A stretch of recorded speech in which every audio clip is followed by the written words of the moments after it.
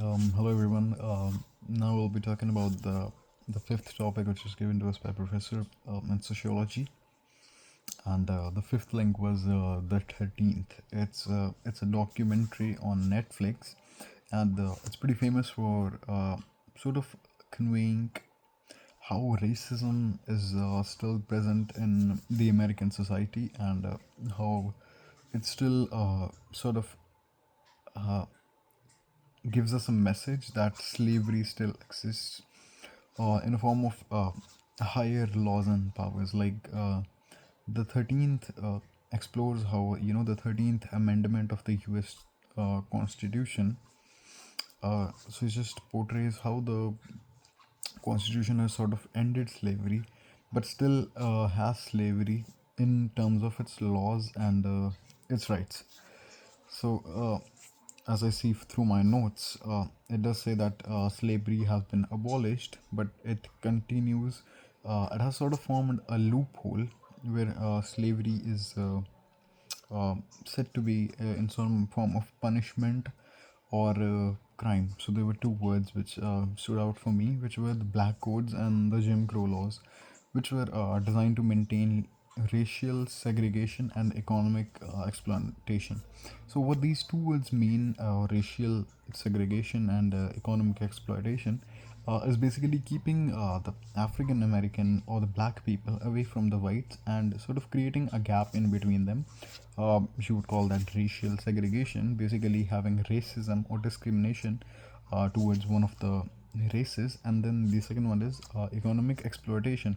So basically, exploiting their rights as an economic individual or as a form of an economic product on the market of careers and laws itself.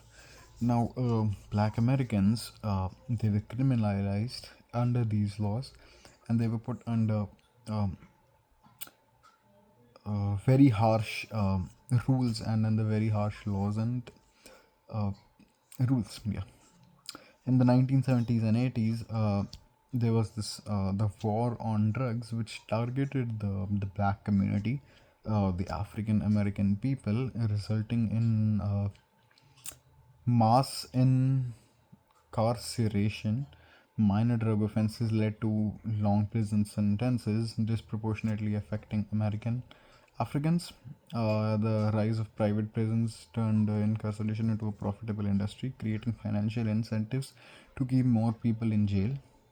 So, what this sort of led is there were private prisons opens, which sort of turned into sort of a business, and people who owned these private prisons, they were making money from them. And when the war on drugs was started, so this typically uh, targeted the black people, the black community, or the African Americans in such a manner that a lot of their actions were criminalized, and they were basically associated with drugs. And even if you go in America today, there is a lot of culture of the hood culture, or the black people, they have sort of hoods, and there is this sort of a stereotype or a belief that those hoods are basically where drug dealings happen, and there is a lot of drug use in those specific areas. So yeah, this gave into the rise of private prisons, and black people were kept there. They were given harsh punishments. So even if small amounts of drug like tobacco, or small amounts of drug like marijuana or weed, if it was caught, and they were given like long sentences, like 10 years, 12 years, pretty much long sentences in prisons. So even today, due to this high incarceration rate in the world with black Americans, even up to today, this has continued, as a lot of the people in prisons are black people, and they are forced through a lot of things. They are said to be more violent. They are put through sort of a perspective at a lens where they are viewed as criminals, or sort of carriers of crime, you can say. So this documentary, it argues a very specific point, that the modern prison system has continued racial oppression, that they still do carry racism through a very specific means, and racism has not really ended in America or the United States. Thank you.